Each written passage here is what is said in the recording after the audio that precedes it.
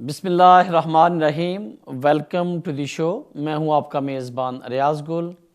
नाज़रीन, एक बार फिर पहले की तरह जैसे वीनस टीवी ने ये कम्युनिटी की वेलफेयर के लिए बदलते हुए कवानीन या जो भी लॉ के बारे में जो आपके राइट्स हैं उसकी एक रवश या इनका एक जो ख्याल था कि हम एक फ्री लीगल एडवाइस कर रहे हैं, इनको दोबारा फिर स्टार्ट कर दिया है। मैं वीनस टीवी की तमाम मैनेजमेंट का और तमाम इनसे जो अलाइस दोस्त हैं उनका बहुत मशकूर हूँ कि उन्होंने फिर हमें कॉल किया। हम हाज़िर हैं आज बात, क्योंकि अनफॉर्चुनेटली ये जो कोविड-19 स्टार्ट हुआ दिसंबर में, फिर दिनों में फैलते हुए जनवरी में ख़ास तौर पे फैलते हुए पूरी दुनिया में ये फैल गया और इससे बहुत सारे लोग इफ़ेक्ट हुए। इस वजह से काफ़ी चीज़ें कुछ स्टॉप थी या उन पर रिस्ट्रिक्शन थी या गवर्नमेंट की गाइडेंस थी। लेकिन अब क्योंकि गवर्नमेंट ने या जो पॉलिसी मेकर्स हैं उन्होंने एक पॉलिसी बनाई है कि हम इसको ईज़ किया है और उसके बाद दोबारा हमने ये सिलसिला शुरू किया है। आज हम जो बात करेंगे वो 2-3 चीज़ों पे मैं हाईलाइट करूँगा, फिर उसके बाद आपकी जो कॉल्स होंगी उसको आंसर करेंगे।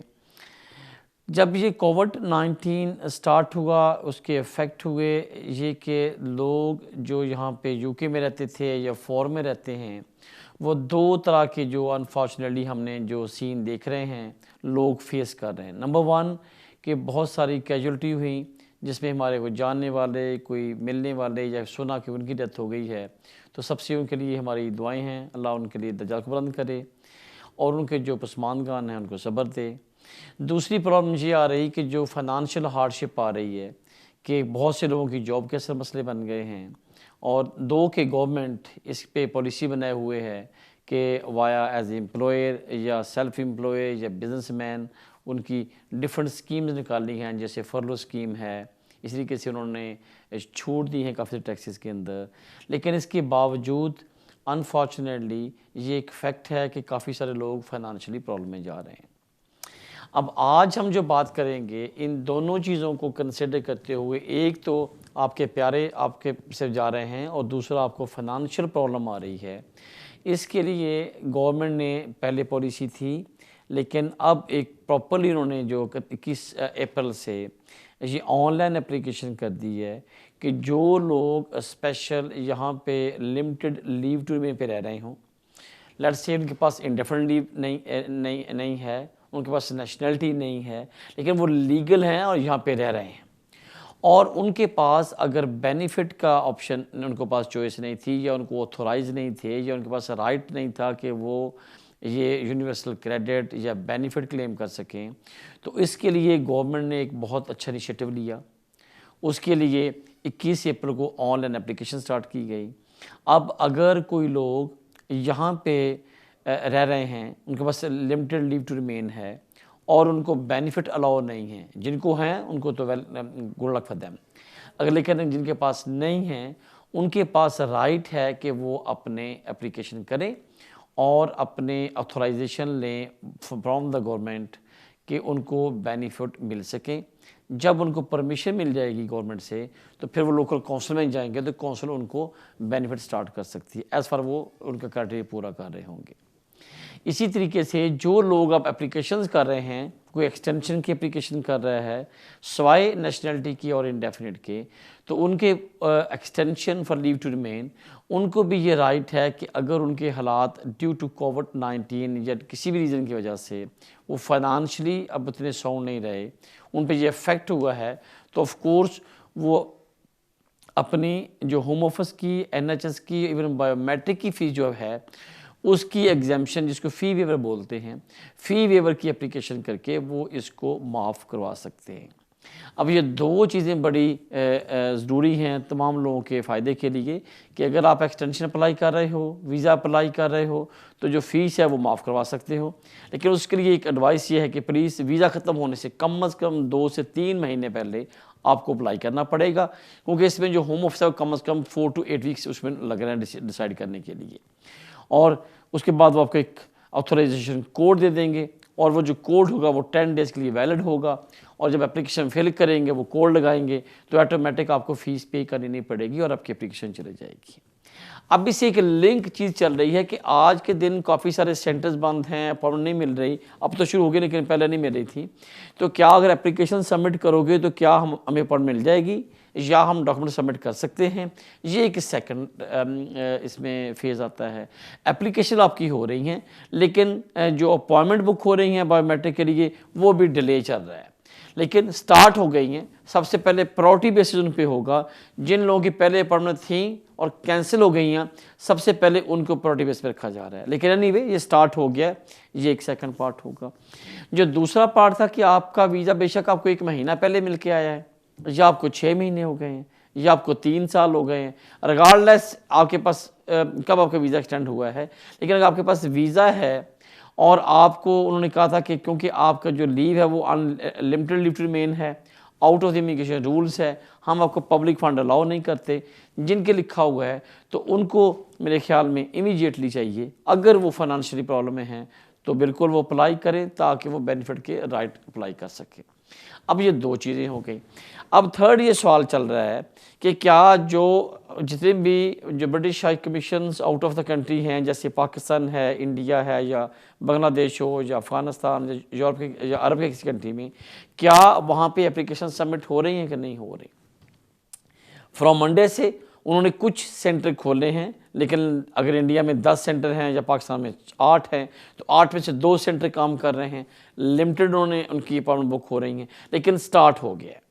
ठीक, अब हो ये रहा है कि जितने भी एप्लीकेशंस ऑनलाइन हैं आप सबमिट कर दें, जो डॉक्यूमेंट्स हैं या बायोमेट्रिक है वो जब उनको ओपन होगा आप अप्लाई कर सकते हैं। इसी तरीके से जो दूसरी चीज़ चल रही थी, जो काफ़ी लोगों ने सवाल पूछे, क्योंकि मैं चाह रहा हूँ कि काफ़ी चीज़ शेयर कर लूँ ताकि काफ़ी सारे लोगों को सवाल होगा तो आपको अंडरस्टैंड हो जाए। अब एक ये चीज़ चल रही है कि क्या जो लोग यूके में आए हुए हैं वो वेदर द विजिटर थे यहाँ पे या स्टूडेंट थे या किसी और वीज़े पे आए हुए हैं, अब उनके पास ड्यू टू कोविड-19 को टिकट नहीं मिल रही, वापस नहीं जा सकते, तो गवर्नमेंट ने ये एक इनिशिएटिव लिया था कि उनके पास 30 मई तक का टाइम था कि अगर वीज़ा एक्सपायर हो भी जाए तो तब भी आप यहाँ पे स्टे कर सकते हो और आपको कोई आपका अपने ब्रीच ऑफ जो कंडीशन था वो आपने नहीं किया, तो इट मीन्स आपको ओवर से इलीगल कंसिडर नहीं करेंगे। अब क्या हुआ कि वो 30 मई से अब ये टाइम बढ़ा के 31 जुलाई कर दिया है। अगर कोई लोग यहाँ पे रह रहे हैं और उनका अनफॉर्चुनेट वीज़ा एक्सपायर हो गया ड्यू टू कोविड-19 और वापस नहीं जा सके, तो वो यहाँ पे स्टे कर सकते हैं और जो ये टाइम यहाँ पे गुजार रहे हैं इनको ओवर स्टे या ब्रीच ऑफ इमिग्रेशन उसका वीज़ा स्टेटस ये कंसिडर नहीं किया जाएगा। अगर फ्यूचर में कोई एप्लीकेशन करेंगे तो उनकी इस बात पे एप्लीकेशन रिफ्यूज़ नहीं हो सकती कि नहीं आपका वीज़ा ख़त्म हो गया था अप्रैल में, आपने ट्रैवल किया था जुलाई में, तो जो 2 महीने गुजारे थे वो आप अनऑथोराइज टाइम स्टे किया था, तो इस पे उनके फ्यूचर एप्लीकेशन में या फ्यूचर टूर के ऊपर अफेक्ट नहीं होगा। ये इन्होंने गवर्नमेंट एक पॉलिसी बनाई थी। अब इसी तरीके से क्या चल रहा है कि जो स्टूडेंट्स की बड़ी सारे सवाल आ रहे हैं, क्योंकि मैं चाहता हूँ कि जो सवाल हों तो वेलकम, लेकिन मैं जब तक मैं शेयर करता चल लूँ। अब पहली बात हो गई कि हम लोगों ने जो लोग यहाँ पे रह रहे हैं और उनके पास राइट ऑफ बेनिफिट नहीं है, पब्लिक फ़ंड अलाउ नहीं थे, वो अप्लाई करें, उनको पब्लिक फ़ंड अप्लाई करने चाहिए। लेकिन पब्लिक फ़ंड तभी मिलेंगे जब वो अप्लीकेशन करेंगे to the home office allow करेगा कि yes you are authorised to be take public fund from the local council, then on the base of this letter and the card you can go to the local council and you can claim the universal credit जो भी benefit मिलते हैं आपको। अब second stage मैंने बात की आज कि फ़ी वेवर के लिए सेम वीज़ा ख़त्म हो रहा है उससे 1 महीना 2 महीना पहले आप एप्लीकेशन करोगे, फ़ी वेवर की ऑनलाइन एप्लीकेशन होगी, एविडेंस दोगे कि ड्यू टू द कोविड-19 हम पे लाइफ में इफ़ेक्ट हुआ, हमारे पास पैसे नहीं हैं, हमारी ये फ़ीस जो माफ़ की जाए। पहले हमारे पास इनकम 5000 थी, पे करते थे, अब 2 महीने हो गए जॉब नहीं है, तो लिहाजा ड्यू टू अनसीन सर्कमस्टेंसेस जो हुआ है आपके साथ, तो हमें अलाउ किया जाए। ये सेकंड पार्ट हो गया। थर्ड, जो लोग यहाँ पे रह रहे हैं उनके वीज़ा एक्सपायर हो गए हैं या उनके लीव ख़त्म हो गई है लेकिन वो वापस नहीं गए, उनके पास राइट है, यस वो यहाँ रहते रहें और जब बाय द 31 और 30 जुलाई तक आपके पास टाइम है, जब आपको टिकट मिले आप ट्रैवल कर सकते हैं। अब फोर्थ आता है कि क्या हमें अपॉइंटमेंट मिल रही हैं या नहीं, बिल्कुल अपॉइंटमेंट मिलना शुरू हो गई हैं, लेकिन एक लिमिटेड लेवल पे जा रहा है। इसलिए आपको चाहिए कि कोई इशू ना आए और आप अपनी यहाँ पे रहते हुए एप्लीकेशन कर सकते हैं। कंट्रोल से आई थिंक मुझे कुछ कहा जा रहा था, मैं कोई इशू नहीं। और इसके अलावा जो हम बात करेंगे स्टूडेंट्स के लिए, अब एक चीज़ ये चल रही है कि जितने लोग भी इसके ऊपर काम हो रहा है कि जो लोग स्टूडेंट्स हैं, यूनिवर्सिटी प्लान ये कर रही है कि by any time from now to onward जो यूनिवर्सिटीज़ हैं वो सितंबर में स्टार्ट होंगी, और अगर कोई लोग यहाँ पे स्टूडेंट्स आना चाहते हैं, कुछ करना चाहते हैं, तो उनके पास राइट्स होगा कि वो अप्लाई कर सकते हैं। लेकिन आज के दिन जितनी भी यूनिवर्सिटीज़ हैं उन्होंने डिसाइड नहीं किया कि क्या उनके कैसेट इशू करने या भी नहीं करने। होपफुली प्लान कर रहे हैं कि विद इन 10-15 डेज़ में ये आप के लिए कि यहाँ पे कैश निकालने शुरू हो जाएंगे या गवर्नमेंट उनको ऑथराइज़ कर देगी। तो फिर जो लोग फ़ॉरेन से या विद इन कंट्री अपना वीज़ा एक्सटेंड करवाना चाहेंगे या फ़ॉरेन से एज ए स्टूडेंट अप्लाई करना चाहेंगे, तो वो आई बिलीव कि बाय द सितंबर इनटेक्स में एडमिशन ले सकते हैं और वीज़ा अप्लाई कर सकते हैं। तो नाज़रीन, टाइम का छोटी सी ब्रेक का, आई थिंक ब्रेक से पहले कहते हैं कॉल है, कॉल लेते हैं। जी फरमाइए। हेलो हेलो जी मैडम फरमाइए, आप लाइव हैं, क्या सवाल आपका? जी हेलो जी मैडम आप बताएं आपका सवाल क्या है, आप लाइव हैं इस वक्त। ओके हेलो ओके, मेरे दो सवाल हैं। जी प्लीज़। मेरे दो सवाल ये हैं। मेरी अपील थी, सॉरी हियरिंग थी 7 मई, और वो एक्सचेंज हो गया 2 जून। मैंने पेपर वर्क सबमिट कर दिए एंड मुझे पता नहीं कितना टाइम लगेगा, आप मुझे बता सकते कितना टाइम लगेगा? और दूसरा सवाल ये है कि अगर मेरे हियरिंग लो होती है कि अगर मुझे मेरे हस्बैंड को वीजा मिलता है तो इंडिया में तो एम्बेसी यहाँ से भी बंद है, तो मुझे कैसे पता लगेगा? ओके आपकी कॉल का शुक्रिया। अगेन मैं इसी बात पे आने लगा था। अब बात कर रहे थे स्टूडेंट की कि सितंबर इनटेक में होपफुली उनको वीज़ा मिलने चाहिए, वो अप्लाई कर सकेंगे। अब ये एक और क्राइटेरिया है, ये कैटेगरी है जिसके बड़े क्वेरीज आ रही हैं, सवाल आ रहे हैं, कॉल्स आ रही हैं। वो ये लोग कह रहे हैं कि हमारी हेयरिंग थी वो पोस्टपोन हो गई, अब हेयरिंग होगी, क्या होगा? अभी जो कोर्ट्स की जो डायरेक्शंस आ रही हैं वो ये है कि जितनी भी अपील्स होंगी, स्पेशल एंट्री क्लियरेंस या किसी ने वीज़ा अप्लाई किया हुआ है, तो उनको अब वो ऑनलाइन या स्काइप पे मतलब फिज़िकली आप वहाँ कोर्ट में नहीं जा सकते। अब ऑनलाइन हियरिंग का वो प्रोसीजर को इम्प्लीमेंट करने जा रहे हैं। अब जैसे मैडम का सवाल है कि मेरा अपील थी मई में, पोस्टपोन जून में हो गई, मुझे लगता है कि जून या जुलाई में जो भी डेट आ गई है, अब क्योंकि कोर्ट्स ने काम करना शुरू कर दिया है, पहले भी कर रही थी लेकिन अब उन्होंने एक प्रोसीजर है वो फॉलो उनका अपने हालत थिंग इम्प्लीमेंट हो गया है कि जो लोग जब अपील पे जाएंगे तो वो आपका फ़ोन नंबर ले लेंगे, आपकी डिटेल्स ले लेंगे। अब आपको वीडियो कॉन्फ्रेंस पे या कॉन्फ्रेंस कॉल पे लिया जाएगा। अगर आप समझते हो कि ऐसी एविडेंस कि जो आप वीडियो पे नहीं दे सकते, कि आप चाहते हैं फिजिकली होना चाहिए, तो फिर आपको कोर्ट को रिक्वेस्ट करना पड़ेगा कि नहीं, मैं चाहता हूं कि मेरी एप्लीकेशन को फिजिकली कंसिडर किया जाए on the base of evidence A, B and C, जो कि हम लोग वीडियो कॉन्फ्रेंस में या स्काइप पे हम उसको एक्सप्लेन नहीं कर सकते। बट मेरी अंडरस्टैंडिंग में, या जो मेरा एक्सपीरियंस है वो ये कहता है कि जितनी भी एंट्री क्लियरेंस की विजिटर वीज़ा होगा, स्पाउस वीज़ा होगा, या विद इन कंट्री जो है आपकी एक्सटेंशन एज ए स्पाउस होगी, तो ये तमाम एप्लीकेशन ऐसी हैं, इनको आप अगर तमाम डॉक्यूमेंट्री एविडेंस भेज दो, अपने स्केलेटन आर्गुमेंट सबमिट कर दो और स्टेटमेंट दे दें, तो वीडियो कॉन्फ्रेंस पे या कॉन्फ्रेंस के ऊपर भी आप अपने केस को पुट कर सकते हो। पहले ये इसमें थोड़ा सा गवर्नमेंट या कोर्ट्स या जो हमारा गवर्नमेंट थी वो रिलेक्टेंट थे, लेकिन अब उन्होंने लीनिट हो गए कि नहीं, हमें इस अगर प्रोसीजर को फॉलो करते हैं तो हम नहीं समझते कि ये अनफेयर है या किसी के जो राइट्स हैं उसको हम लोग किसी भी ब्रीच कर रहे हैं। तो मुझे लगता है कि आप मैडम, जो आपका सवाल था, आपको जो कोर्ट का लेटर आया उसको डिटेल से पढ़ें। लेटर में दो चीज़ें आ रही हैं। पहली बात तो ये कोर्ट से लेटर आ रहा है कि भाई आपकी हियरिंग इस डेट को थी, वो पोस्टपोन होकर इस डेट को हो गई है, और आपकी जो डेट अभी फर्दर हमने सेट की है ये वीडियो कॉल होगी या वीडियो कॉन्फ्रेंस होगी या आपकी वीडियो हियरिंग होगी, इसको बोलते हैं। ठीक, उसके लिए वो आपसे मांग रहे हैं कि आप हमें अपने मोबाइल नंबर या अपना स्काइप नंबर या फेस टाइम जो भी आपके पास डिवाइस है वो अपनी डिटेल दें ताकि हम उसको रजिस्टर कर लें हमारे पास। लेकिन साथ ही साथ वो ये कह रहे हैं कि आपने विद इन 10 डेज जो लेटर आपको मिला है उससे 10 डेज के अंदर अंदर आपने अपने स्केलेटन आर्गूमेंट्स जो हैं वो सबमिट करने हैं कोर्ट के अंदर, और जो असेंशियल रीडिंग है वो आपने बताने की कौन कौन सी है।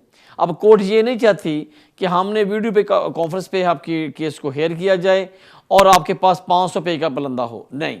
अब आपके पास लिमिटेड कर दिया कि आपका जो बंडल है should be more than 50 pages. So it means you need to submit only the essential documents which is mandatory to read the judge and the third party so they decide the case in your favor.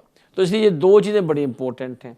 Before the break मैं last से छोटी सी बात बता दूं कि जो time है वो डिपेंड करेगा कि आपकी हियरिंग अगली होती है या नहीं होती। तो अब आप वेट करें, कोर्ट की जो डायरेक्शन को फॉलो करें, अपने वकील से राब्ते में रहें और फिर आपको टाइम वो बता देगा।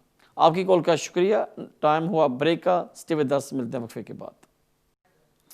Welcome back after the break. लेते हैं कॉल। जी फरमाइए। हेलो। हेलो जी फरमाइए जी। सर, मैंने 4 नवंबर में एप्लीकेशन सबमिट की थी प्राइवेट फैमिली अंदाज में, अच्छा बच्चों जी। की बुनियाद पे। हाँ। तो अभी तक कोई आंसर नहीं आया और उसी महीने मैंने बायोमेट्रिक भी दिया, अभी तक कोई आंसर नहीं है। कब अप्लाई किया था मेरे भाई आपने? कब किया था आपने? नवंबर में, 4 नवंबर। चलो अभी वेट करें। ये वैसे नॉर्मल जो एप्लीकेशन वो 6 मंथ लेती है, लेकिन आपको पता है जी कोविड-19 है, तमाम चीज़ें काफ़ी होल्ड पे चली गई हैं। तो जो काम 6 महीनों में हो रहा था वो 9 महीनों में 10 महीनों में होएगा अभी तो। लेकिन एनीवे अभी नवंबर में कुछ नहीं हुआ वाला। इतना डिसअपॉइंटेड ना हुआ मेरे भाई। कोविड-19 की वजह से स्पेशल मार्च, अप्रैल, मई, जून, ये 3 महीने जा रहे हैं कि काफ़ी कम डिले जा रहा है। तो बल्कि फरवरी में काफ़ी डिले हो गया था। आप वेट करें, अप्लाई कर दिया, कोई उनको मसला होगा आप किसी से कॉन्टेक्ट कर लेंगे। लेकिन इस पर मैं शायद कोई कमेंट्स नहीं कर सकता हाउ लॉन्ग इट टेक्स। लेकिन यस कि आप वेट करें ताकि आपको पता चल जाएगा। आपकी कॉल का शुक्रिया। लेते हैं नेक्स्ट कॉल। जी फरमाइए। हेलो। हेलो, नमस्कार जी। जी नमस्कार जी। मेरा सवाल ये था कि मैं 1.5 साल से ओवर स्टे यहाँ इंग्लैंड में कर रहा हूँ और मेरा पासपोर्ट जो है वो अब एक्सपायरी होने वाला है 6 मंथ के बाद। तो वो मुझे क्या करना चाहिए? वो पासपोर्ट बन जाएगा मेरा, इधर न्यू हो जाएगा? आप क्यों इलीगल हैं? कब आए थे यहाँ पे आप? मैं तो 5 साल से यहाँ आया था और टूरिस्ट पर आया था और अप्लाई करके रह रहा था एप्लीकेशन लगा के, और कोर्ट में भी मुझे रिफ्यूज कर दिया था। अब अच्छा, अब मैं 1.5 साल से अप्लाई नहीं किया कोई वीजा। ओके मेरे भाई, पहली बात तो ये है कि पासपोर्ट मेरा जो है वो एक्सपायरी होने वाला है अभी 6 मंथ के बाद, वो बन सकता है? ओके। अब पहली बात तो ये है कि आप यहाँ पे विजिटर आए थे तो उसकी कंडीशन ये थी कि आप यहाँ पे 6 मंथ स्टे कर सकते हैं। अब सेकंड आपका पार्ट ये है कि अगर आप यहाँ पे रहते हो तो आपको रीज़न देनी चाहिए कि यार मैं विजिटर आया था लेकिन मैं जा नहीं सकता, मेरी मजबूरी नंबर 1, 2, 3 जो आपकी प्रॉब्लम्स हैं। थर्ड ये है कि मैं तमाम जो हमारे कॉलर्स हैं, व्यूअर्स हैं या हमारे क्लाइंट्स हैं उनको हमेशा स्ट्रांगली मैं ये कहता हूँ कि प्लीज़ आप अगर यूके में रह रहे हैं, आपका वीज़ा एक्सपायर हो गया है या होने वाला है, तो मेक श्योर करें कि कोई ना कोई आपकी एप्लीकेशन ह्यूमन राइट्स की हो, आपने एप्लीकेशन लाजमी यहाँ डालनी है। अगर आपकी पेंडिंग एप्लीकेशन नहीं होगी, आपका वीज़ा नहीं होगा, तो होम ऑफिस वाले कभी भी आपको वहाँ पे स्टॉप करेंगे, स्टेट में आपको डिटेन करेंगे और डिपोर्ट कर देंगे और 10 साल का आपके ऊपर बैन लगा देंगे। तो इसलिए मेरी आपको बड़ी स्ट्रांगली एडवाइस है कि आप जहाँ पे भी रह रहे हैं, हमसे मिलना चाहे वेलकम, या किसी वकील को जाके मिलें, अपने हालात बताएं, डिस्कस करें और अपना कोई ना कोई एप्लीकेशन होम ऑफिस में पुट करें। ये आपके लिए बहुत ज़रूरी है। आपकी कॉल का शुक्रिया। लेते हैं नेक्स्ट कॉल। जी फरमाइए। हेलो। हेलो भैया। जी भैया जी नमस्कार। नमस्कार जी। हाँ, हमारा एक क्वेश्चन है। हमने एक्सटेंडेड ईए फैमिली मेंबर के लिए रेसिडेंस कार्ड के लिए एप्लीकेशन किया था दिसंबर 4 को, 4 दिसंबर। 4 दिसंबर। ठीक। अब आपका सवाल क्या है फिर? हाँ, तो सवाल ये है, तो अभी दो वीक के बाद में वो बायोमेट्रिक आ गया था। अभी 2 वीक पहले हमारा पासपोर्ट भी आ गया, लेकिन उसके साथ लेटर कुछ भी नहीं आया है और कोई कार्ड भी कुछ भी नहीं आया है। ओके, अब क्या हुआ कि आपने अप्लाई किया, तो जब अप्लाई करते हो तो गवर्नमेंट वाले, अब होम ऑफिस क्या कहता है कि आपके पासपोर्ट या जो ओरिजिनल डॉक्यूमेंट्स होते हैं वो आपको वापस भेज देते हैं और एप्लीकेशन बाद में डिसाइड करते हैं, वो स्कैन करते हैं अपने पास रख लेते हैं। अब आप वेट करें, क्योंकि आपने, मुझे पता है कि दिसंबर में अप्लाई किया, जैसे मैंने पहले बोला है कॉलर के लिए कि 3 महीने कोई काम नहीं हुआ। जो एक्सटेंडेड फैमिली मेम्बर की एप्लीकेशन है उसका जो नॉर्मल कंसिडरिंग या प्रोसेस टाइम है वो 6 मंथ है। अभी आपने दिसंबर में अप्लाई किया, जून आया, लेकिन 3 महीने तो काम नहीं हो सका। अब आपका पासपोर्ट आ गया है, वेट करें, एप्लीकेशन उनके पास है। अगर उनको कोई क्वेरी चाहिए होगी या आपसे सवाल पूछना होगा तो वो आपसे या आपके वकील से कॉन्टैक्ट कर लेंगे। अब टाइम के बारे में शायद कोई आंसर नहीं देना चाह रहा, लेकिन अब आप वेट करें। आपकी कॉल का शुक्रिया, लेते हैं नेक्स्ट कॉल। जी फरमाइए। हेलो, अस्सलाम वालेकुम। जी वालेकुम अस्सलाम जी। गुल भाई, आपका प्रोग्राम बहुत अच्छा होता है और हम लोगों को काफी नॉलेज मिलती है। बहुत शुक्रिया जनाब।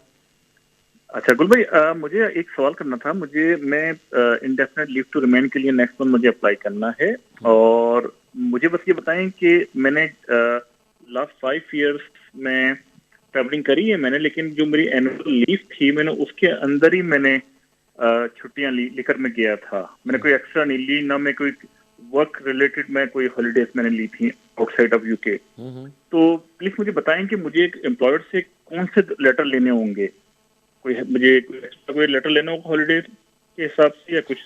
आपने वीजा कौन सा अप्लाई करना है मेरे भाई? मुझे इंडेफिनेट लीव टू रिमेन करना है, मैं टियर 2 पे हूँ। टियर 2 पे हूँ, ओके। लेटर नहीं समझा मैं, आप क्या कहना चाह रहे हो? मुझे हॉलीडे लेटर कोई लेना होगा, ये कोई एब्सेंस लेटर कहते हैं कुछ, मतलब एम्प्लॉयर से। ओके, क्या होता है, नो प्रॉब्लम। टियर 2 जो वर्क परमिट है यूके के अंदर, उसकी कंडीशन ये होती है कि जब आप वीज़ा लेते हो तो आप ये कहते हो कि मैं, आपका एम्प्लॉयर ये क्लेम करता है कि हमें इस कैलिबर का, इस एक्सपर्टीज़ का हमारे पास एम्प्लॉय नहीं है, हमें ये बंदा मैंने फ़ौरन से रिक्रूट करना है और इसकी हमें सर्विस चाहिए for from now to onward. अब आपके पास 2 चीज़ें इंपॉर्टेंट आ जाती हैं कि एक तो ये कि जब आप वीज़ा अप्लाई करते हो, एक्सटेंशन अप्लाई करते हो, तो तब उस वक्त आपने अपनी जॉब, ये है कि आपकी जॉब थी, वैकेंसी कंटिन्यू है और आप वहाँ काम कर रहे हो। लेकिन जब आप इंडेफिनिट अप्लाई करते हो तब भी आपके एम्प्लॉयर ने कंफर्म करना है कि स्टिल हमें इसकी जो सर्विसेज हम रिक्वायर्ड हैं और हम इसको सेटल वीज़ा अप्लाई करने जा रहा है और ये हमारे साथ काम कर रहा है। ये तो हो गया एक पार्ट के जो आपकी कंटिन्यूटी ऑफ द वर्क है, ये होनी चाहिए एम्प्लॉय के अंदर। सेकंड ये है कि जो ड्यूरिंग द जो 5 साल थे, अगर आपने कभी 3 माह से ज़्यादा टाइम किया हो और जो अपने time out of the country गुजारा हो और वो आपका is a part of the work हो, तो फिर आपको लेटर लेना पड़ता है। लेकिन अगर आप महीने के लिए कहीं फ़ौरन गए हो, हॉलीडे थे आपके, महीना गुजारा, फिर 2 वीक गुजारे, लेकिन लेस दैन 3 मंथ आपने गुजारे हैं आउट ऑफ द कंट्री, तो फिर आप लेटर लें या लें ना लें, उससे कोई मैटर नहीं करता। ठीक, ये प्रॉब्लम तब आती है कि अगर आपने टाइम ज़्यादा गुजारा हो लेकिन वो जो आपका टाइम था वो आपका पार्ट ऑफ जॉब थी, तो इस वजह से हमें लेना पड़ता है कि जो ये हॉलीडे नहीं थे, ये इसका पार्ट था। तो इसलिए आपको एक लेटर चाहिए, उसमें एम्प्लॉयर सारा कन्फर्म कर दे कि ये मेरा स्टाफ है, हमें इसकी सर्विसेज रिक्वायर्ड हैं, इसने 5 साल काम किया और कभी भी इसने हमारी ब्रीच नहीं किया, जो कंडीशन थी। Yes, this is enough for you for indefinite remain. आपकी कॉल का शुक्रिया, लेते हैं नेक्स्ट कॉल। जी फरमाइए। हेलो। हेलो जी फरमाइए मैडम। मेरे ना रियाज सर से बात करनी है। जी मैडम, आप लाइव हैं, मैं रियाज गुल बात कर रहा हूँ, प्लीज़ सवाल क्या आपका? हेलो सर, मेरा सवाल ये है कि मेरे और मेरे हस्बैंड को वीजा है 2.5 साल का और मेरे बेटे के पास ब्रिटिश पासपोर्ट है, वो भी 7 साल का हो गया है। क्या वो एलिजिबल है बेनिफिट के लिए, चाइल्ड बेनिफिट के लिए? आपके और आपके हस्बैंड के पास वीज़ा कौन सा है? फैमिली बेस पे जो होता है ना वीजा, वो है फैमिली वीजा। Thank you. 2.5 अभी साल का ये जो लॉ था ये 2013 में, ये शायद 40 में बना था कि अगर कोई लोग जहाँ पे लिमिटेड लीव पे रह रहे हैं, जैसे वो 7 साल वाला या 10 साल वाली कैटेगरी के ऊपर, तो उनको बेनिफिट अलाउ नहीं थे। लेकिन उसके बावजूद आपके पास राइट था कि अगर आपके हालात चेंज हो जाएं, आपके सर्कमस्टांसेस चेंज हो जाएं, तो आप होम ऑफिस को एप्लीकेशन कर सकते थे। लेकिन नाउ ड्यू टू कोविड-19 ये जो वायरस आया है, इस वजह से बहुत से लोगों की लाइफ पे इफेक्ट हुआ है, ख़ास पे फाइनेंशियल प्रॉब्लम आई हैं। तो गवर्नमेंट ने 21 अप्रैल 2020 जो कि भी 1.5 महीना पहले ये एक ऑनलाइन एप्लीकेशन कर दी है कि अगर कोई लोग यहाँ पे रह रहे हैं, वो बच्चे की बेस पे उसको वीज़ा मिला या उनको लॉन्ग रेजिडेंसी वीज़ा मिला या हस्बैंड वाइफ की बेस पे वीज़ा मिला, लेकिन उनको जो 10 साल की कैटेगरी में वीज़ा मिला हो और ह्यूमर का केस उनका बंद हो और उनको अगर बेनिफिट अलाउ नहीं है, तो आपके पास राइट है कि आप एप्लीकेशन करें टू द होम ऑफिस कि मेरे पास वीज़ा है लेकिन मेरे पास पब्लिक फ़ंड अलाउ नहीं है। तो जब आप एप्लीकेशन करेंगे तो ये आजकल एप्लीकेशन 4 से 6 वीक में या 4 to 8 वीक्स में डिसाइड हो रही है। गवर्नमेंट आपको ऑथराइज़ करेगी और फिर आपके पास राइट है कि आप काउंसिल में जाएं कि हमें बेनिफिट दिए जाएं। अदरवाइज़ अगर ऐसी पोजीशन में जाओगे तो मुझे लगता है कि आपको जो लोकल काउंसिल है वो आपको एंटरटेन नहीं करेगी। आपके पास जब तक इन राइटिंग में रिटन लेटर और कार्ड के ऊपर लिखा हुआ नहीं होगा तो काउंसिल आपको शायद बेनिफिट नहीं देती। इसलिए आपने एप्लीकेशन करनी है टू द होम ऑफिस और जब वो एप्लीकेशन में ग्रांट कर देंगे तो यस ऑफ कोर्स फिर आपके पास राइट है कि आप जाके बेनिफिट ले सकें। तो इसलिए मेरी आपको स्ट्रॉन्ग एडवाइस है, पॉलिसी बन गई है, एप्लीकेशन अवेलेबल है, आप खुद कंपिटेंट समझते कर सकते हैं, वेल एंड गुड, वरना वकील के पास चले जाएं, वो आपको गाइड कर देंगे और आपकी एप्लीकेशन कर देंगे और होपफुली कि अगर हालात ऐसे हैं तो आपको बेनिफिट की जो परमिशन वो अलाउ हो जाएगी। आपकी कॉल का शुक्रिया। लेते हैं नेक्स्ट कॉल। जी फरमाइए। हेलो। अस्सलाम वालेकुम गुल साहब। वालेकुम अस्सलाम जी। भाई मेरा सवाल ये है कि मेरे पास 3 ईयर डिस्क्रिशनरी लीव थी, तो मैंने 2019 में 18 में indefinite leave to remain apply किया थी। राइट। तो 1 साल के बाद होम ऑफिस ने मेरी एप्लीकेशन वापस भेज दी कि इनवैलिड कर दी थी। तो उन्होंने कहा जी कि ये ना ये दोबारा एप्लीकेशन डाले। मैंने दोबारा एप्लीकेशन डाली तो अभी 1 साल के बाद उन्होंने मुझे भेजा लेटर कि हम आपको फर्दर लीव टू रिमेन देंगे, आपकी इंडेफिनेट नहीं बनती है, आपको लीगल 4 ईयर हो गए हैं। लेकिन मेरा क्वेश्चन ये है कि 2019 में उन्होंने मुझे मेरी एप्लीकेशन जब इनवैलिड की तो 3C मेरी खत्म हो गई। अब मुझे दोबारा कब इंडेफिनेट अप्लाई करनी पड़ेगी? जो मेरा वो कह रहे हैं कि अभी तुम्हारे 4 साल हुए हैं, तो वो 4 साल अकाउंट करेंगे या मुझे नए सिरे से 6 साल कंप्लीट करने पड़ेंगे? आपकी कॉल का शुक्रिया। देखिए, पहली बात तो ये है कि ये प्रोग्राम लाइव है, टाइम शॉर्ट है, ये सिर्फ गाइड करते हैं, शायद हम इतनी ज़्यादा निटी-गिटी में नहीं जा सकते। अब जो आपने मोटी मोटी बात बताई कि लेटर में लिखा है कि आपके लास्ट 4 ईयर हम लीगल कंसिडर कर रहे हैं, तो मुझे लगता है कि ये अभी जो आपकी लास्ट इंडेफिनिट की बात नहीं कर रहे, वो जब आपने एक्सटेंशन की थी तब का कोई इशू बना रहे हैं आपके लिए। आपके लिए अच्छा ये होगा कि आप अपने लेटर लें, किसी वकील के पास रह जाएं कि भाई ये मेरे पास लेटर आया है, ताकि उसको बताएं हुआ क्या है। कि जो आपने 18 की बात करते हो कि 2018 में आपने अप्लाई किया तो वापस आ गया, तो वो ये बात नहीं कह रहे कि आपका जो लास्ट 1 ईयर्स पहले आपने अप्लाई किया वो इलीगल था। वो ये कह रहे हैं कि हम आपके लास्ट 4 ईयर्स को लीगल कंसिडर करते हैं और पहले वाला टाइम को कंसिडर नहीं करते। पॉसिबल है कि आपने जब एक्सटेंशन की थी 2015 में, उस वक्त या 16 में, तो उस वक्त आपकी गैप आ गया हो। ये चीज़ें डिस्कस करने वाली हैं और ये डिस्कस सिर्फ पेपर दे के हो सकती हैं। आपको एडवाइस होगी, अगर ऑफ कोर्स हम ड्यू टू सम रेगुलेशंस अपने यहाँ डिटेल नहीं दे सकते, लेकिन मेरा नाम रियाज गुल है, हम लॉ सोसाइटी के तहत काम करते हैं। अगर आपकी इन्फॉर्मेशन लेना चाहते हैं हमें सर्च कर सकते हैं या किसी भी लोकल वकील के पास चले जाएं, आप उन्हें जगह मिलें और तमाम डॉक्यूमेंट्स दिखाएं, फिर वो आपको एक बेहतर एडवाइस कर सकते हैं। आपकी कॉल का शुक्रिया। नाज़रीन लेते हैं नेक्स्ट कॉल। जी फरमाइए। जी रियाज साहब, मेरा क्वेश्चन है ILR और सिटीजनशिप से रिलेटेड। मैं ILR अप्लाई करनी है। मेरा क्वेश्चन था कि उसके बाद स्ट्रेट अवे सिटीजनशिप के लिए अप्लाई कर सकते हैं। मेरी जो इमिग्रेशन हिस्ट्री में आपको बताता हूँ कि मैं अभी जो है FLR FP पे हूँ, फैमिली और पर्सनल लाइफ पे। एक्सटेंशन उसकी चल रही है अभी, मगर मुझे ओवरऑल 10 साल हो गए इस कंट्री में। ठीक। तो मुझे अब अपनी वीजा कैटेगरी स्विच करनी है राइट, टुवर्ड जो ILR। लोग 10 साल की तो बेस पे, टीयर 5 की बेस पे, टीयर 2 की बेस पे, टीयर मतलब किसी भी बेस पे अगर वो इंडेफिनिट अप्लाई करते हैं अपार्ट फ्रॉम स्पाउस वीज़े के, तो उनको इंडेफिनिट के बाद 12 महीने वेट करना पड़ता है to make the application for the nationalisation. अगर अच्छा, कोई तो इसमें लोग, ये है कि मेरी, ओके आप सुन लें, कोई बात सॉरी, नहीं भाई, सुनिए आप मेरी, relax। जी जी, अब आप डिसाइड करें कि क्या जो आपने इंडेफिनिट अप्लाई करना है, क्या वो आपने as a spouse under the 5 years route पे कर रहे हो या आप अंडर द लॉन्ग रेजिडेंसी कर रहे हो। अगर तो लॉन्ग रेजिडेंसी है अंडर द 10 ईयर्स, तो फिर आपको स्टेट वे नेशनलिटी अप्लाई नहीं कर सकते।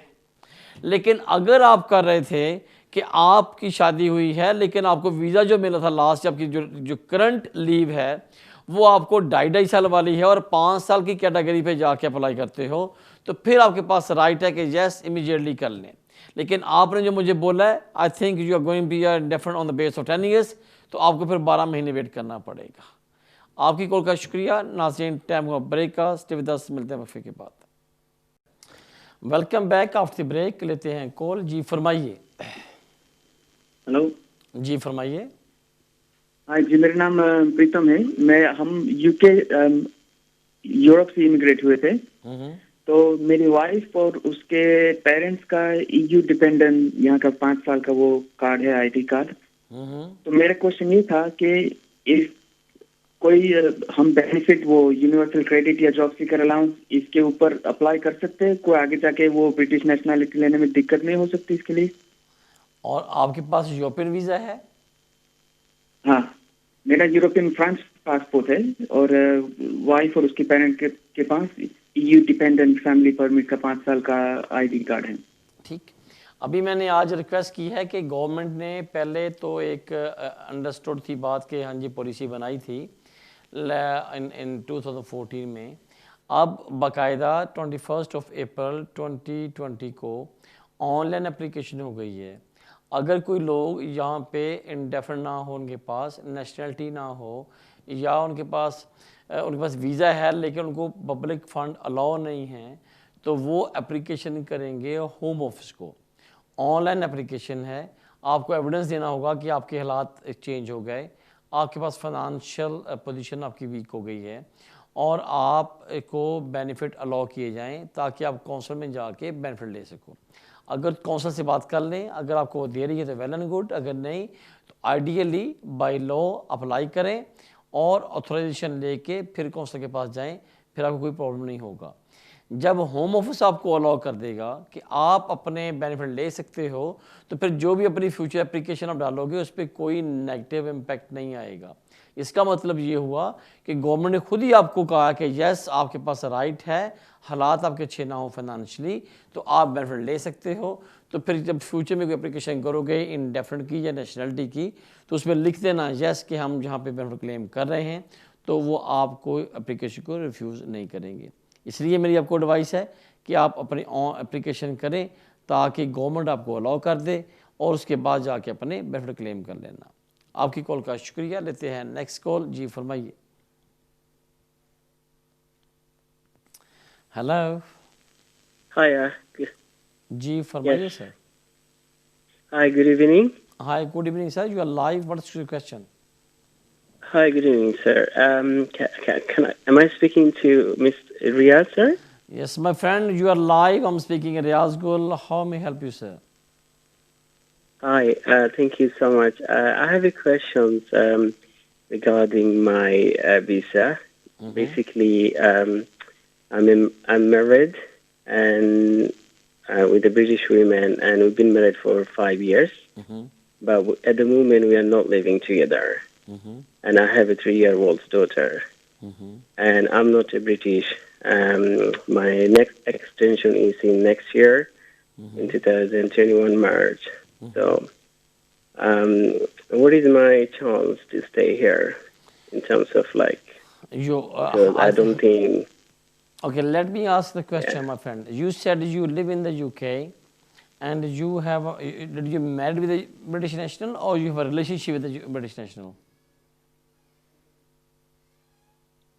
My friend, Did you register your marriage in the UK with the British national, or you are living with the British national in a relationship?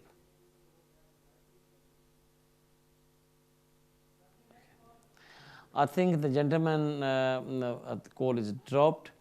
As far as I understand, I think if let me to say just some brief.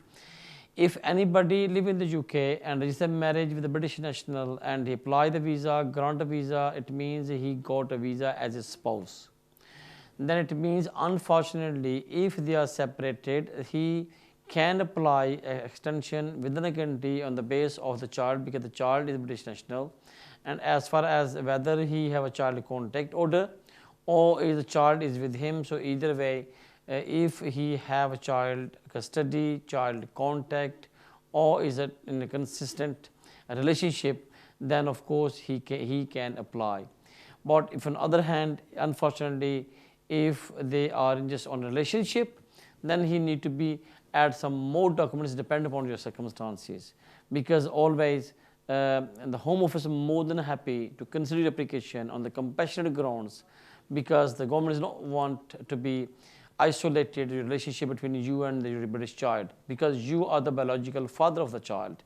So that's why your application will be considered under the human rights, or you need to be talked I think in details with the documents to the solicitor, and he will be in a better position to give advice. Thanks for your call. बढ़ते हैं next call की तरफ। जी फरमाइए। अस्सलाम वालेकुम रियाज भाई। वालेकुम अस्सलाम सर। अच्छा रियाज भाई, मैंने आपसे सिटीजनशिप के मुतालिक एक सवाल पूछने हैं, 2-3 छोटे छोटे से, अगर प्लीज आप सकें तो। प्लीज।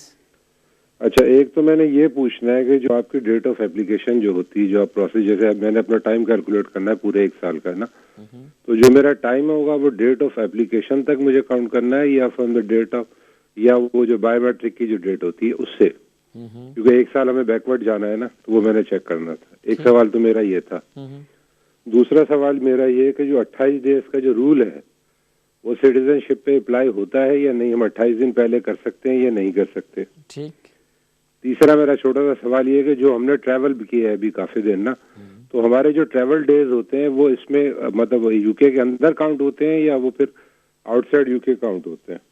और सिर्फ आखिरी मेरा है कि जो ये प्रोसेस होगा, हमारा एप्लीकेशन हम फाइल करेंगे, उसके बाद हम जब डाल देते हैं बायोमेट्रिक हो जाता है, तो आया हम ट्रैवल कर सकते हैं या हमें वेट करना पड़ेगा जब तक हमारा डिसीजन नहीं आता।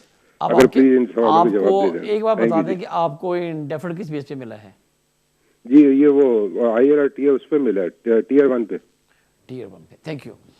अब ये आपके सारे सवालों का एक ही आंसर बनता है कि वो एप्लीकेशन बायोमेट्रिक पे कोई काउंट नहीं चीज़ें होती। जब आपको इंडेफिनिट मिला था उससे एग्जैक्ट 12 मंथ के बाद आप एप्लीकेशन कर सकते हो। सेकंड आंसर ये था कि आप 28 डेज़ का असूल या लॉज उसी सूरत में अप्लाई होता है जब कभी आपका वीज़ा एक्सपायर हो रहा हो और या रन आउट हो रहा हो, तो आप उसे वीज़े से 28 दिन पहले वीज़ा अप्लाई कर सकते हो। इस पर वो लॉ अप्लाई नहीं होगा, क्योंकि रीज़न ये है कि ये कहते हैं कि आपने 12 मंथ कंप्लीट करने हैं आफ्टर ग्रांट द ILR। तो ये चारों चीज़ों का जवाब एक ही बनता है कि आपने, जब आपके पास कार्ड पे लिखा हुआ है कि you granted indefinite leave to remain, इस डेट को उस डेट से 12 मंथ आप वेट करें और नेक्स्ट डे अप्लाई कर दें। अब थर्ड सवाल था, क्या आपकी pending application for the nationality या nationalisation, so can you travel to the abroad of the UK और नॉट? यस, आप कर सकते हैं, लेकिन ये थोड़ी सी टाइम की बात है। अगर कोई बहुत ज़्यादा आपको इंतहाई कोई मजबूरी ना हो, तो मेरी हमेशा एडवाइस होती है कि प्लीज़ आप सेफ प्ले करें, ना कि बाद में फिर आपको उसकी जस्टिफिकेशन देनी पड़े। तो आइडियली अगर वो 2 महीने आप और वेट कर लेते हो, नेशनलाइजेशन सर्टिफिकेट आपके पास आ जाता है, तो फिर आपको कोई प्रॉब्लम नहीं आना चाहिए। अब थर्ड था कि डेट के हिसाब से, डेट जो डेज होते हैं इंडेफिनिट मिल गया अब आपको, अब वो पुरानी चीज़ों पे आप शायद ना भी बॉदर करें। एज़ फार एज 12 महीने पूरे कर लें और आखिरी 12 महीने में 3 महीने से ज़्यादा अपने बाहर नहीं गुजारे, तो यस यू आर क्वालिफाइड, आपकी नेशनलिटी की एप्लीकेशन को असर नहीं आएगा, कोई नेगेटिव असर नहीं आएगा।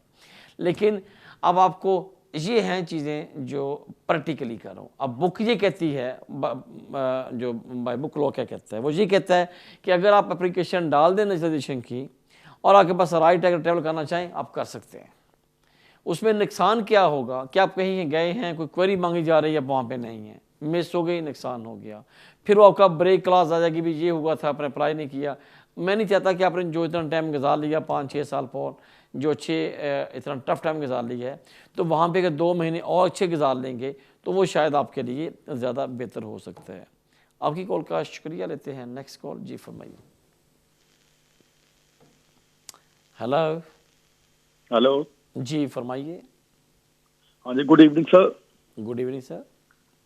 हाँ जी सर, मैं ਇਹ ਪੁੱਛਣਾ ਸੀ ਤੁਹਾਡੇ ਕੋਲ ਕਿ ਮੈਂ ਨਾ ਅਬਰੋਡ ਟਰੈਵਲ ਕੀਤਾ ਸੀ back home India. Right. Unfortunate, ਹਾਂਜੀ, ਤੇ ਅਨਫੋਰਚੂਨੇਟਲੀ ਨਾ ਤੁਹਾਨੂੰ ਪਤਾ ਹੈ ਕੋਵਿਡ-19 ਕਰਕੇ ਆ ਉਹ ਸਟਕ ਤੇ ਜੀ। ਹਾਂਜੀ, ਤੁਹਾਨੂੰ ਤੁਹਾਨੂੰ ਤਾਂ ਪਤਾ ਹੀ ਹੈ ਕਿ ਆਈ ਥਿੰਕ ਯੂ ਕਾਂਟ ਲਿਵ। ਸਵਾਲ ਦੱਸੋ ਮੈਨੂੰ, ਬਾਕੀ ਪਤਾ ਸਾਰਾ, ਤੁਸੀਂ ਆਪਣਾ ਸਵਾਲ ਥੋੜਾ ਕੀ ਹੈ ਪੁੱਛੋ ਮੇਰੇ ਭਾਈ। ਹਾਂਜੀ, ਸਵਾਲ ਸਰ ਮੇਰਾ ਇਹ ਹੈ ਕਿ ਮੈਂ ਉੱਥੇ ਕੋਵਿਡ-19 ਕਰਕੇ ਉੱਥੇ ਥੋੜਾ ਮੈਂ ਫਸ ਗਿਆ ਸੀ ਉੱਥੇ, ਕਿ ਮੈਨੂੰ ਰਿਪੈਟ੍ਰੀਏਸ਼ਨ ਮਿਲੀ ਹੈ ਫਲਾਈਟ ਦੀ ਬੈਕ, ਤੇ ਇਸ ਸਾਲ ਨਾ ਮੇਰੇ 90 ਡੇਜ਼ ਥੋੜੇ ਉੱਪਰ ਹੋ ਗਏ ਦਿਨ, 5-6 ਦਿਨ ਮੈਨੂੰ ਉੱਪਰ ਹੋ ਗਏ ਹੈ, and I want to apply for citizenship. ਕਦੋਂ ਅਪਲਾਈ ਕਰਨੀ ਹੈ? ਉਹ ਮੈਂ ਹੁਣ ਕੀ, ਹਾਂਜੀ, ਉਹ ਕੰਸੀਡਰ ਕਰਨਗੇ, ਉਹ ਕੀ ਹੁੰਦਾ, ਮੈਂ ਅਪਲਾਈ ਕਰ ਸਕਦਾ ਕਿ 6 ਦਿਨ ਉੱਪਰ ਹੋ ਗਏ ਬਿਕੋਜ਼ ਆਫ ਕਦੋਂ ਅਪਲਾਈ ਕਰਨਾ ਆਪਾਂ ਕਦੋਂ ਅਪਲਾਈ ਕਰਨਾ ਨੈਸ਼ਨਲਾਈਜੇਸ਼ਨ ਦੀ ਐਪਲੀਕੇਸ਼ਨ ਜੀ? ਮੈਂ ਸਰ ਸਤੰਬਰ 'ਚ ਕਰਨਾ ਹੈ। ਸਤੰਬਰ 'ਚ ਕੋਈ ਗੱਲ ਨਹੀਂ, ਕਿਉਂਕਿ ਇਹਨਾਂ ਨੇ ਫਿਰ ਗੌਰਮੈਂਟ ਇਸ ਚੀਜ਼ ਨੂੰ ਨਾ ਕੰਸੀਡਰ ਕਰ ਰਹੀ ਹੈ, ਮੈਨੂੰ ਵੀ ਪਤਾ, ਤੁਹਾਨੂੰ ਵੀ ਪਤਾ, ਔਰ ਗੌਰਮੈਂਟ ਨੂੰ ਖੁਦ ਪਤਾ ਕਿ ਜਿਹੜਾ ਕੋਵਿਡ-19 ਦੀ ਵਜ੍ਹਾ ਨਾਲ ਕਾਫੀ ਸਾਰੇ ਲੋਕ ਜਿਹੜੇ ਕੋਈ ਆਪਣੇ ਹੋਮ ਕੰਟਰੀ ਜਾਂ ਬਾਹਰ ਗਏ ਸੀ ਉਹ ਫਿਰ ਸਟਕ ਹੋ ਗਏ ਤਾਂ ਨਹੀਂ ਆ ਸਕੇ।